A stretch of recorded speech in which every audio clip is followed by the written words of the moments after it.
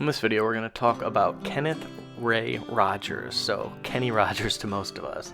He was born August 21st, 1938 in Houston, Texas. He was the fourth of 8 children of Lucille and Edward Rogers. His mother was a nurse's assistant, his father was a carpenter. Rogers was of Irish and Native American ancestry, and he attended Wharton Elementary School. He started singing while he was still in high school, and he actually had a minor hit in 1957 when he was 19 years old with a song called That Crazy Feeling. During his career, Kenny had more than 70 hit singles across country and pop music charts. Two of his albums, The Gambler and Kenny, are considered to be some of the most influential country albums of all time.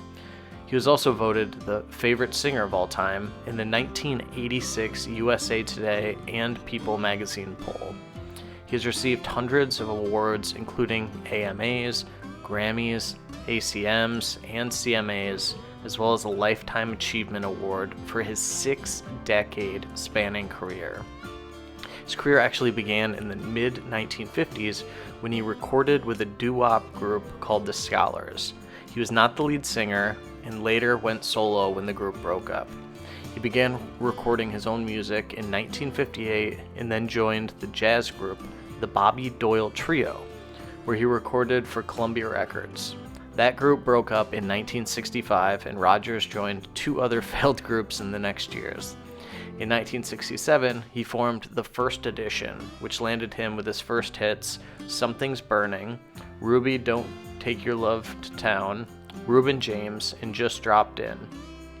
The group broke up in 1976, and Rogers decided again to focus on his solo career. Rogers' first solo outing was Love Lifted Me. The album charted, and 2 singles, Love Lifted Me and While the Feeling's Good, were minor hits. The song Runaway Girl was featured in the 1976 film Track Down. Later in 1976, Rogers issued his second album, the self-titled Kenny Rogers. The first single, Laura, was another solo hit. In 1977, Rogers got his first major hit with Lucille, which reached number 1 in 12 countries and sold over 5 million copies.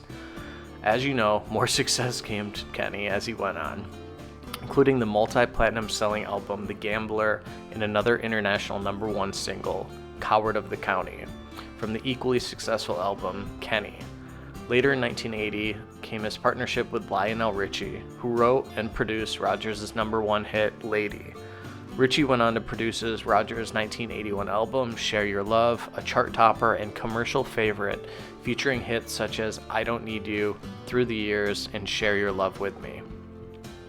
He continued with his successful solo career, and in 1983 recorded the hit album Eyes That See in the Dark, which featured the number 1 hit Island in the Stream, a duet with, of course, Dolly Parton. The album reached the top of the charts and had 3 other successful singles.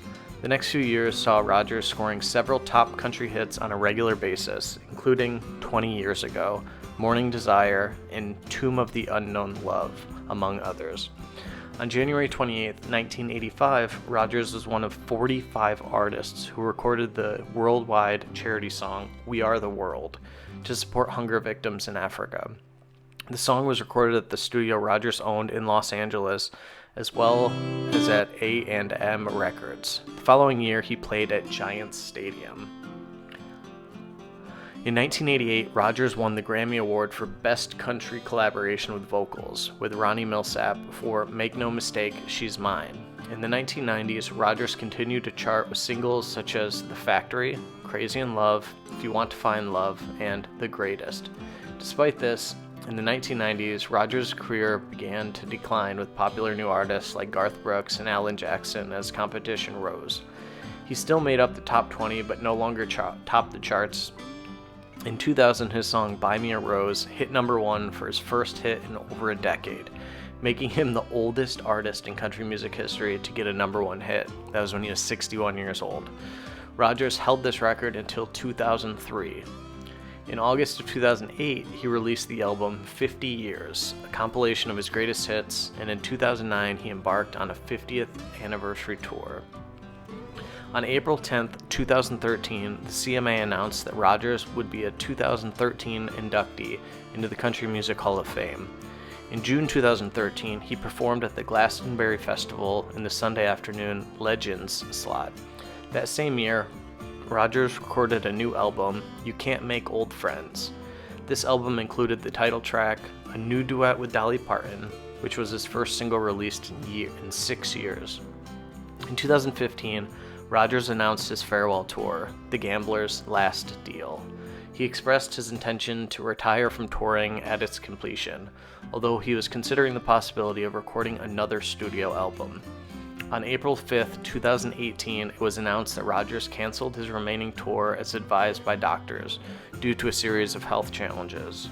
Rogers' final concert in Nashville took place on October 25, 2017, where he was joined by an array of guests, including Linda Davis, Ellie King, Little Big Town, Lionel Richie, Billy Currington, Lee Greenwood, The Flaming Lips, the Oak Ridge Boys, Justin Moore, Travis Tritt, The Judds, Chris Christopherson, Alison Krauss, Chris Stapleton, Lady Antebellum, Idina Menzel, Crystal Gale, Reba McEntire, and Jamie Johnson. The concert also included a special appearance by longtime friend Dolly Parton, who performed You Can't Make Old Friends and Islands in the Stream with Rogers for the final time. Rogers recorded 65 albums and sold over 165 million records. He was incredibly active in the entertainment industry right up to his death in 2020.